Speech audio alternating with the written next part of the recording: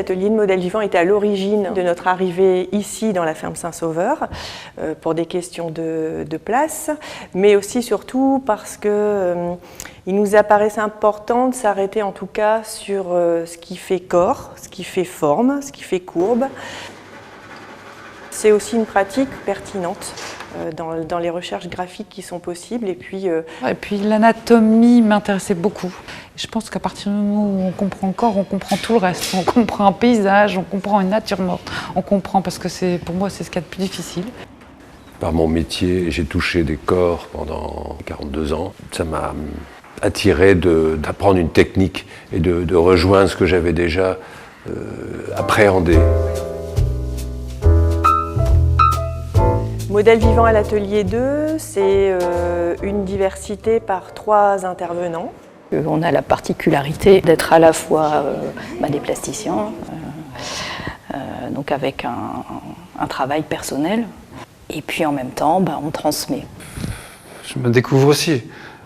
Il y a ce plaisir aussi de pouvoir aussi transmettre des choses, et trouver des réponses aussi.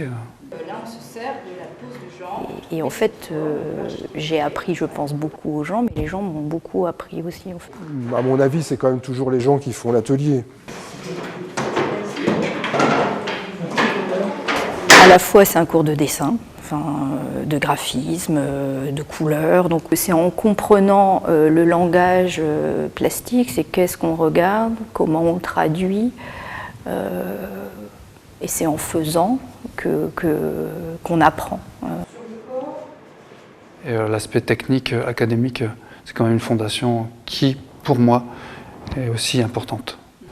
Mais c'est pas ce qui m'importe le plus. C'est vraiment la perception. Donc il y a une manière bien précise d'observer.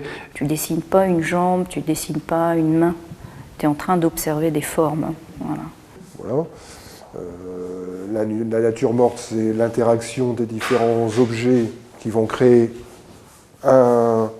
un sujet, un modèle, la façon dont on va les organiser, qui va créer un ensemble. Alors qu'en fait, le modèle vivant, on part d'abord du modèle et on va dans ses différents composants. Et plus on regarde les choses en termes de forme, mieux on dessine. Donc la difficulté, c'est de partir du tout pour aller vers différents éléments. Plus on dessine, mieux on dessine. Plus on regarde, mieux on voit. Le regard, c'est une question aussi d'outils. Donc on ne va pas regarder de la même manière, on ne va pas regarder la même chose si on a des crayons de couleur ou si on a des morceaux de papier. Donc c'est l'outil aussi qui fait le regard. Il n'y avait pas forcément la volonté d'essayer de rendre... Donc en fait, au départ, je propose une espèce de règle du jeu. Et puis je pense qu'à l'intérieur de ce cadre, justement, à partir du moment où il y a ce cadre, chacun a moyen ensuite justement de s'exprimer en connaissance de ce vocabulaire qu'on va explorer en fait. La ligne, les valeurs, la couleur. Je m'amuse plus, puisqu'il faut bien aussi que je m'amuse un peu, avec l'expression plastique, avec le modèle vivant. Après, c'est juste en fait la possibilité, je veux dire, d'être plus libre aussi par rapport à un travail spécifique. Là, si on travaille sur la couleur, on n'a plus besoin de regarder le modèle. Là, on ne s'occupe plus que du dessin, que du pastel, que de la peinture, que du volume, par exemple, ou que de ces papiers déchirés, si on travaille des papiers déchirés. Il y a cette particularité quand même du vivant, de la rapidité, du temps de pause, de la dynamique, des formes. Dans le vivant, on a toute l'énergie qui est là, du modèle. Voilà, c'est pas seulement une plastique, c'est quelque chose de vivant, donc il y a une énergie qui se passe. C'est de justement capter cette énergie, de choper cette énergie, cette attitude qui permet de ressentir aussi la pose, le modèle. On a effectivement ce ressenti avec le modèle et l'attitude du modèle, et c'est ça qu'on essaie de capter. Et puis on est pris, j'ai envie de dire par le mouvement, mais oui, son propre mouvement, le mouvement du modèle, la position que prend le modèle, c'est comme si on ressentait la position du modèle dans son propre corps, et puis on la transmet comme ça par le geste. Enfin, il y a quelque chose de ça. Parfois, on est plus proche de la réalité en essayant de rechercher les forces, la dynamique d'une pose. Si le modèle lève la main, lève le bras, on lève le bras plutôt que se dire il faut dessiner. On sera plus proche de la proposition qui est faite par le modèle. Je considère en fait le corps et le modèle lorsqu'il est là, justement pas juste comme un sujet, mais vraiment comme un outil en fait qui propose des formes. Et c'est pas seulement la pose académique, savoir faire passer une impression, un sentiment ressenti dans la pose. Voilà, c'est ça qui est important.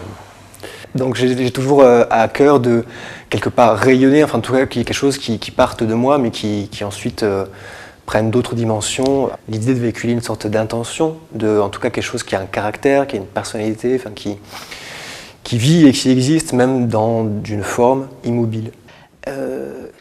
Toi, tu regardes le modèle, il ne te regarde pas, et pourtant j'ai l'impression qu'il y a quelque chose qui se passe. J'imagine, en tout cas pour quelqu'un qui est en train de dessiner un corps nu, de profiter de cet état de fragilité, parce qu'on se sent nu, parce qu'on l'est. Mais du coup, comme il y a finalement beaucoup d'attention et de bienveillance, du coup ça crée une relation qui est au contraire très très positive et vraiment basée sur le respect, voilà, c'est quelque chose que je perçois comme un échange. C'est une rencontre de personne à personne. C'est vrai, et quelquefois la rencontre elle se fait pas, et ton dessin il est pas bon.